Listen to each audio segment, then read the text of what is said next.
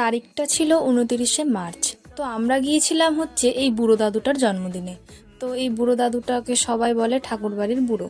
তো এই বুড়ো দাদুর জন্মদিনের 100 বছরের জন্মদিন সবাই মিলে পালন করছে। তার ছেলে, মেয়ে, জামাই, নাতি, নাতনি সবাই মিলে এই জন্মদিনটি আয়োজন করেছিল।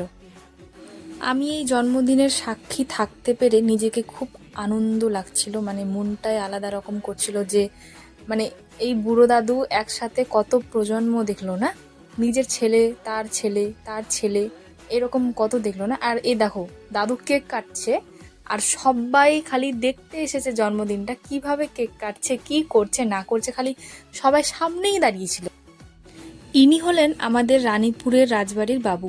তো ইনি সবাইকে বক্তব্য দিয়ে শোনাচ্ছিলেন, আমরা আপনাকে খুব ভালোবাসি বা এই হেন তেন, মানে অনেক কিছু বলছিলেন যেগুলো আমি রেকর্ডিং করেছিলাম, কিন্তু এত চিৎকার হচ্ছিল শোনা যাচ্ছিল না, তাই ভয়েসটা কেটে দিয়েছি।